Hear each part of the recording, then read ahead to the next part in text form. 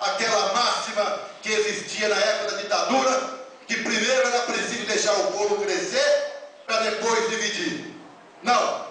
Nós conseguimos implementar um processo na economia que, ao mesmo tempo que o bolo cresce, ele é dividido para milhões de brasileiros. E mais do que isso,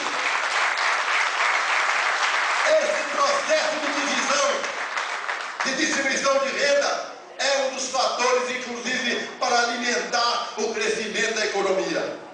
Os números ontem divulgados do PIB mostram isso, em que o Brasil já prova com números que foi um dos últimos países a sofrer os efeitos da crise e já é um dos primeiros a sair dela. Quando ontem é divulgado o crescimento do PIB de 1,9% no segundo trimestre em comparação com o primeiro trimestre, um dos motivos disso ter acontecido é exatamente o consumo das famílias. Porque foram milhões de brasileiros que passaram a ter acesso a bens básicos para a sua sobrevivência, e isso incentiva a economia. O fato de nós termos, como já disse aqui o Pimentel, um salário mínimo que atende às necessidades básicas do trabalhador brasileiro, isso incentiva a economia. O fato de nós termos o maior programa de inclusão social, talvez do mundo, o Bolsa Família, que faz com que 13 milhões de famílias não dependam, na época da eleição, de pedir um ticketzinho para o coronel, para uma cesta básica. Por isso as elites brasileiras odeiam o Bolsa Família. Por isso eles passaram 6 anos chamando o Bolsa Família de Bolsa Esmola.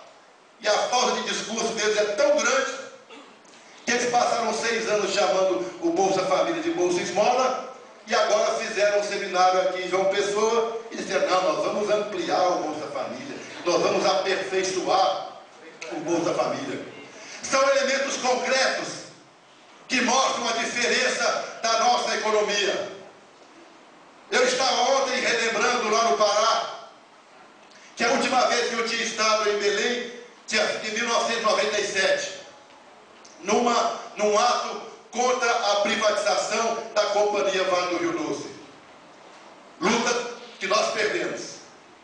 E naquela ocasião, os menos jovens aqui talvez se lembrem, o governo apresentou a venda da Companhia Vale do Rio Doce como uma grande realização.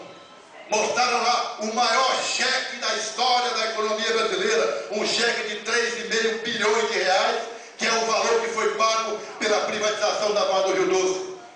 Ora, 3,5 bilhões de reais era o que a Vale passou a lucrar em 3 vezes antes da crise.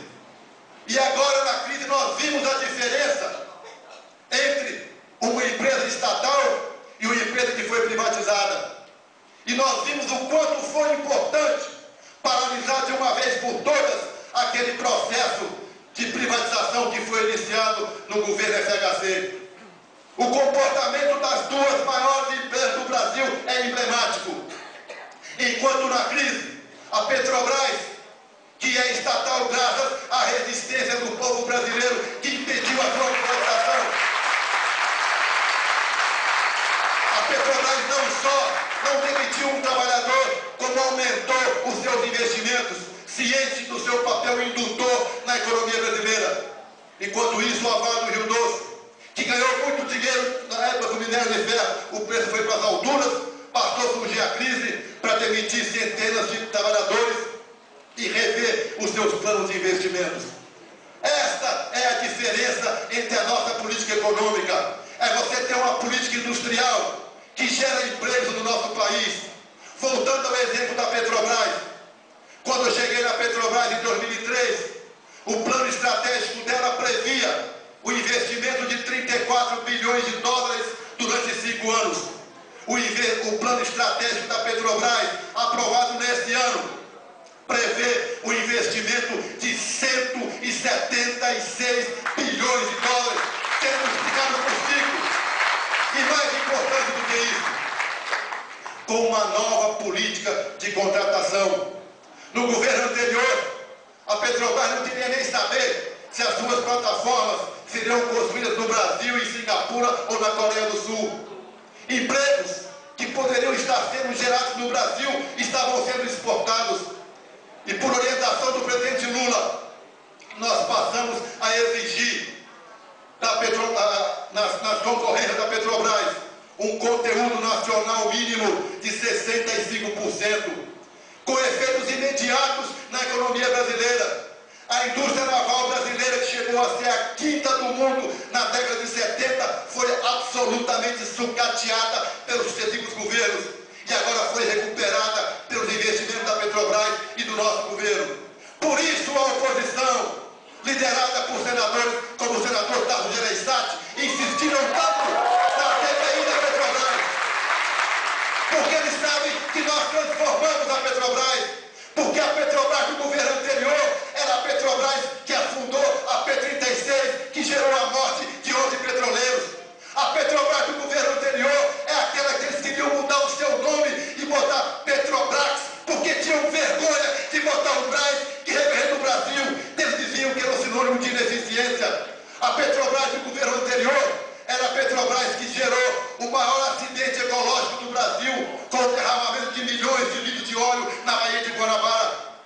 Por isso, e também pelo fato que a presidente do Conselho de Administração da Petrobras será a companheira Dilma Rousseff, é que eles criaram esse factoide da CPI da Petrobras para tentar atacar o nosso governo.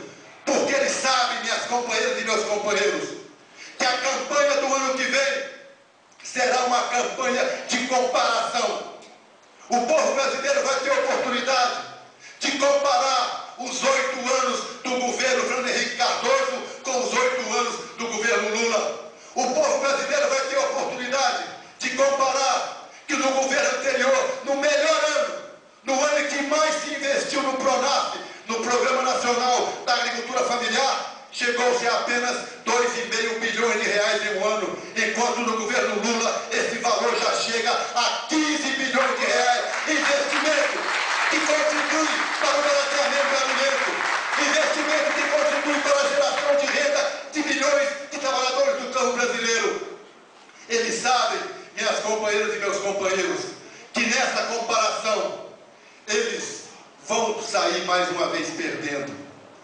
E nesse aspecto, nesse processo que nós estamos iniciando, que vai culminar lá na eleição do ano que vem, a importância que tem esse processo de eleições que no PT. Nós temos que fazer com que esse PED não seja apenas um instrumento de luta política interna, onde a gente vai ficar olhando apenas para os nossos umbigos, onde a gente vai eleger como prioritário a nossa disputa interna. Não!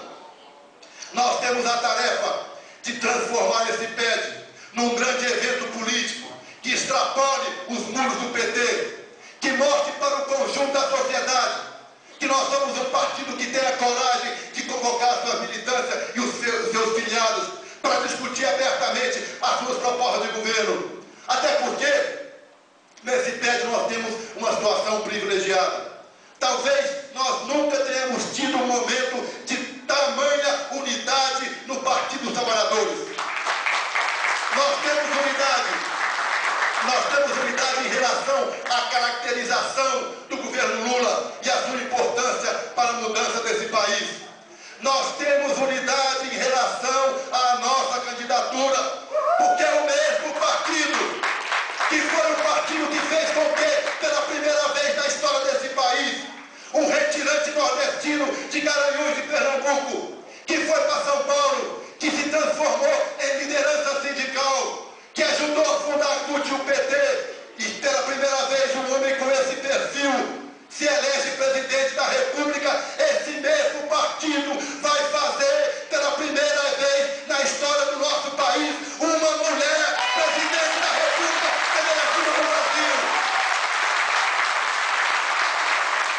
A companheira Dilma Rousseff, com a qual eu tive a honra de conviver muito estreitamente nesses 6 anos, no período que fui presidente da Petrobras e ela ministra de Minas e Energia.